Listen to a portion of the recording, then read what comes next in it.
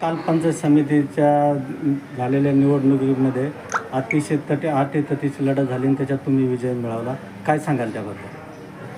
बघा, माझा पक्ष, आमच्या पक्षाचे सर्व नेते आणि माझे सहकारी आम्ही 9च्या 9 जण एकत्रित होतो. त्याच्यात शिवसेनेचे 2 आणि भारतीय जनता पार्टीचे 7.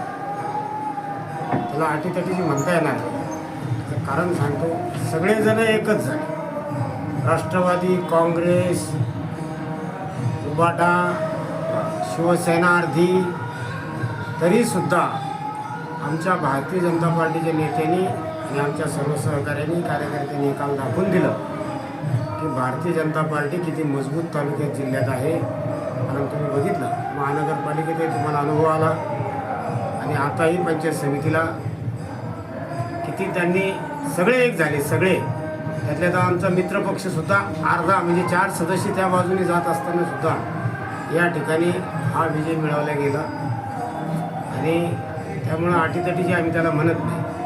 आता 100 जण कौरव एकीकडे झाले, आम्ही 5 पांडव जरी होतो पण आम्ही पुरून उरलो त्यांना, हे मात्र काल सिद्ध झालं. माजी विरोधी पक्षनेत्यांनी आक्रमक भूमिका घेतली आणि तुमची कॉलर पकडण्यापर्यंत हिंमत गेली, तर त्याच्या संदर्भात पक्षसृष्टीकडे काही तक्रार वगैरे काय? त्यांच्या आईवडिलांनी जे त्यांना शिकवलं ते त्यांनी केलं. माझ्या आईवडिलांनी मला जे शिकवलं ते मी केलं. मी संयम ठेवला, कारण मी माझ्या पक्षाचं काम करतो, मी माझ्या नेत्याचं ऐकतो, मी माझ्या लाईनवर काम करतो. आता त्यांनी काय करावं हा त्यांचा प्रश्न होता.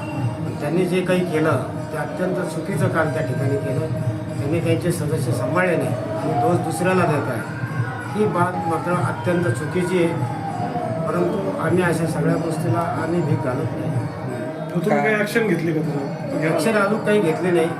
पक्ष जो काही आदेश देईल त्या पद्धतीने ते होईल. त्याच्यावर काय ॲक्शन घ्यायची? शरद पवार साहेबांसारख्याच्या तोंडात मारले गेले. हे छोट्या विचाराच्या लोकांचं हे काम राहतं. आपण मोठ्या विचाराचे लोक आहे, आपण काय त्या भानगडीत पडायचं? नाना, आव्हान खूप मोठं आहे. ग्रामीण भागामध्ये पाण्याची समस्या असतील किंवा शेतकऱ्याचे प्रश्न असेल, तुमच्या पुढं आव्हान खूप मोठं आहे. कसं आव्हान पेलवणार आणि सहज पेलू? हे बघा, मी 3 टाईम पंचायत समिती मेंबर राहिलो. मला कामाची एक हातोटी आहे आणि माझे जे सहकारी आहेत सर्व सदस्य सभागृहामध्ये, हे एकदम शिस्तीत काम करतील आणि त्या पद्धतीतून आम्ही शेतकऱ्यांना न्याय देऊ. पाण्याचा प्रश्न असेल, कुठले रस्त्याचे प्रश्न असतील, सरकारने ज्या काही पांढरण रस्त्याच्या विषयी योजना नंतर बावनकुळे साहेबांनी आता नवीन आणल्या, त्याही आम्ही सर्व तहसीलदारांना त्यांना विचारात घेऊन आम्ही सगळ्या गोष्टी या ठिकाणी एकदम क्लिअर कट, एकदम डिसिप्लिनमध्ये आम्ही ह्या पुढच्या काळात ते आव्हान पेलून, आम्ही त्याला आव्हान समजत नाही, फक्त शिस्तीत काम करणे. आठवड्याला एक चांगली बैठक, मॅरेथॉन आमची सदस्यांची बैठक, सर्व कर्मचारी अधिकारी घेऊन आम्ही आठवड्याला एक बैठक आढावा घेणार आणि एक मोठी तालुक्याच्या लेवलवर 50 दिवसात एक आम्ही बैठकीचं नियोजन करतो आहे. आता आम्ही सगळं सदस्य आमचे तिथं बोलवले, उपसभापती वगैरे, आम्ही बसून तो एक आराखडा तयार करतो.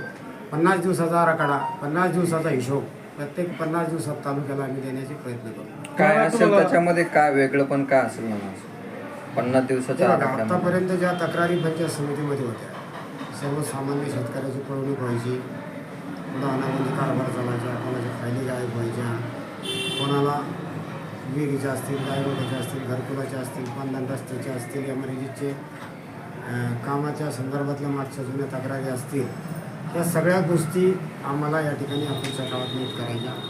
नंबर 2, जो काही आज रोजगार हमीवर मजूर कामाचा प्रश्न जो की विधानसभेतही मांडला गेला, त्या प्रश्नाचा पाठलाग करून आम्ही हे सगळं प्रकरण CM साहेबापर्यंत नेऊ आणि मजुराला लवकरात लवकर पेमेंट मिळावं, गावाचा तिथनं विकास होतो, या गोष्टीवर आम्ही फोकस करणार. काय आव्हान करणार मतदारांना? मी एवढंच आव्हान करेन की तुम्ही निश्चित राहा. तुम्ही आम्हाला निवडून दिलं, तुमचे उपकार आमच्यावरती झाले, आता परतफेड करण्याची वेळ आमच्या सगळ्यांवरती आली आणि ती नक्कीच आम्ही या पुढच्या काळात करू. तुम्हाला जिल्हा परिषद मिळाली होती, पंचायत समितीकडे तुमचा आला, त्याच्या बाबतीत काही खंत? मला पक्षाने सांगितलं तुम्ही एवढे दिवस पंचायत समितीला, कारण मला महानगरपालिकेला माझ्या मुंबईला उमेदवारी दिली आणि 2-2 मोठाले पद एकाच घरात देणं मला भाजपला पटत नाही.